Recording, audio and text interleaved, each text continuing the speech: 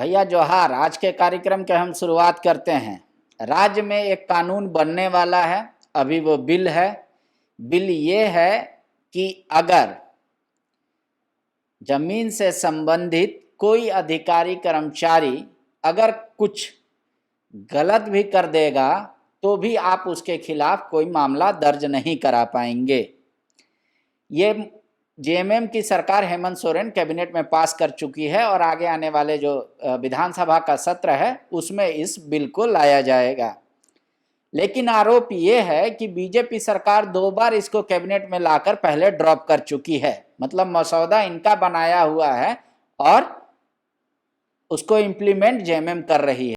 आप पे आरोप है कि आप जब मिनिस्टर थे तो इस तरीके का कानून बनवाना चाहते थे जिससे सीओ को प्रोटेक्शन मिल जाए, जमीन में अगर कोई गड़बड़ी हो तो भी उन पे मुकदमा कोई आम आदमी दर्ज ना कर पाए। अगर आप आज भी उस स्टैंड पे कायम हैं तो इसके पीछे का उद्देश्य क्या था कानून का? देखिए, जिस समय रेवेन्यू डिपार्टमेंट में यह विषय आया था कि अपने झारखंड के अंदर जो जमीन से संबंधित जो क्लिष्टता है, मतलब कि जो पेचीदगी है, और इस पेचीदगी के कारण बड़ी संख्या में जो है वो जमीनों का रसीद नहीं कटता है, म्यूटेशन में गड़बड़ी होती है और लंबे आंकड़े सीओ के पास पेंडिंग रहते हैं। तो जो कर्मचारी संघ है या जो उनके लोग हैं, उन लोगों ने यह विषय रखा था कि हम लोग डर से नहीं करते हैं, इन द सेंस कि अगर यदि हम कुछ करते हैं तो हमारे ऊपर कार्रवाइयाँ होती है, हम लोगों को कोर्ट का केस झेलना पड़ता है।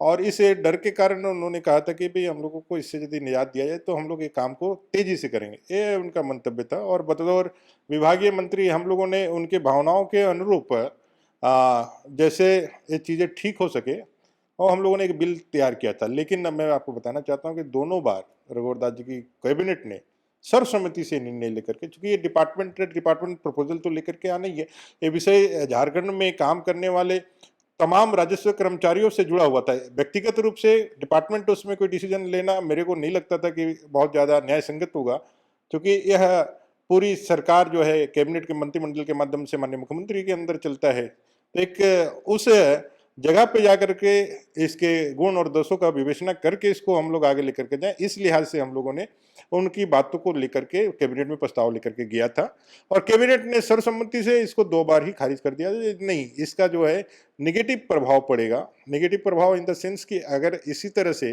जो झारखंड के अंदर गड़बड़ियों की जो संख्या है राजस्व कर्मचारियों के माध्यम से, इतने कुछ कानून बनाने के बाद भी इतने हार्डली और कह सकते हैं कि इतने ज़्यादा दबाव बनाने के बाद भी नीचे गड़बड़ियाँ होती है, वो कर्मचारी के स्तर से, अंचल के निरीक्षक के स्तर से, सीओ के स्तर से जो गड़बड़ियाँ हैं वो ब्लॉक स्तर पे, अंचल के स्तर पे होती है और जिसका खामियाजा झारखंड भुगत रहा है। एक जमीन पे 4 म्यूटेशन 5 म्यूटेशन चल जाता है, एक जमीन पे 10 जमाबंदी खुल जाती है। जो क्रिमिनल केसेज हैं वो जमीन से संबंधित बहुत ज़्यादा है। और झारखंड बनने के बाद सीएनटी, एसपीटी, विल्किंसन रूल ये सब रहने के बाद भी ये गड़बड़ियाँ हैं। सरकार को और कड़ा कानून बनाना चाहिए कि जो अधिकारी गलत करेगा उसको जेल भी जाना पड़ेगा, उसको नौकरी से भी हाथ धोना पड़ेगा। तो इसमें कह रहा कि अधिकारी गलत करेगा तो उस पर केस नहीं होगा। ऐसा क्या कांग्रेस कर रही है? देखिए, हर सिक्के के 2 पहलू होते हैं। आज झारखंड में लाखों मामले ज़मीन के लंबित हैं, जिसको लेकर के कहीं ना कहीं गतिरोध भी बना रहता है और जो पदाधिकारी हैं वो किसी प्रकार का निर्णय लेने से परहेज करते हैं। और एक प्रकार से हम कहें कि उनको इस बात का भी डर रहता है कि कहीं हमारे ऊपर किसी प्रकार की कार्रवाई हो जाए, तो जो सही चीज़ें भी हैं उसको भी करने से वो डरते हैं। तो महागठबंधन सरकार का सोच इतना ही है कि इन मामलों की जो लंबित मामले पड़े हैं इसकी त्वरित सुनवाई हो। और इस कानून में ये कहाँ बताया गया है कि उस पर विभागीय कार्रवाई नहीं होगी, उस अधिकारी पर एक प्रशासनिक हायरार्की होती है। लेकिन उसमें तो साफ लिखा है कि कोर्ट केस नहीं कर सकता, आम आदमी फौजदारी मुकदमा दर्ज नहीं कर सकता अधिकारी के खिलाफ। देखिए, ये कानून का अध्ययन कर लेना चाहिए तमाम। में बीजेपी नहीं, जो लोग भी इसका विरोध कर रहे हैं, कहीं ना कहीं अभी हवा में बातें हो रही है। जब पूरा प्रस्ताव आपके सामने आएगा तो निश्चित रूप से आपको यह दिखाई देगा कि जो प्रशासनिक जो हायरार्की है उसके अनुसार यदि आपके साथ किसी प्रकार का अन्याय हुआ है तो आप ऊपरी अधिकारी के पास इसकी अपील कर सकते हैं, इसमें कहीं कोई रोक नहीं है। तो चीज़ों का पहले अध्ययन कर लेना चाहिए, तब उस पर कहीं बयानबाजी करनी चाहिए। हम पहुंच गए हैं जेएमएम के पास जानने के लिए कि ऐसा कानून लेकर क्यों आ रही है। आप लोग जो म्यूटेशन एक्ट 2020 लाने वाले हैं जो कानून के रूप में, बीजेपी करे हो तो काला कानून है, ये लोग अधिकारी को बचाना चाहता है। हमको लगता है इन लोग को व्यापक समझ नहीं है, इस तरह के लिए इस तरह की बातें करते हैं। ये एक सरलीकरण है, लोगों को सुविधा मुहैया हो सके। आप जाइएगा गांव गिराव में, देखिएगा लोग भटक रहे हैं, ब्लॉक का चक्कर लगा रहे हैं। क्या भाई, तो म्यूटेशन नहीं हो रहा है, उसको कानूनी पेचीदगियों में उलझा दिया जाता था। बस ये फाइल को आगे बढ़ाओ, वो फाइल आगे बढ़ाओ। अफसर भी काम करने में कहीं ना कहीं लगता था कि वो लोग गुरेज करते हैं। उसके पीछे कारण था, वो लोग थोड़ी बहुत भी जो उनका अधिकार था, कहीं भी फंसने के डर से या कोई भी डर से, वो कानूनी उलझन में फंसा देते थे मामले को। अब स्पष्ट निर्देश दिया गया है कि आपको ग्रामीणों के, गांव के लोगों का काम या जो भी जिनका भूमि का म्यूटेशन का काम है वो लंबित नहीं रखना है। आप काम कीजिए, ठीक है। इसमें एक कवच दिया गया है कि आप पर कोई आपराधिक मुकदमा या मुकदमा न्यायालय में नहीं होगा, लेकिन इसका ये मतलब नहीं है कि उनको खुली छूट दे दी गई। उन पर विभागीय कार्रवाई चलेगी। वो अगर कुछ गलत करते हैं, किसी को उनके फैसले से अगर कोई इत्तेफाक है तो वो एलआरडीसी के यहाँ जा सकते हैं। एलआरडीसी के यहाँ फैसला नहीं हुआ तो डीसी के यहाँ जा सकते हैं। ये सुविधा तो, ये छूट तो है ही उनको।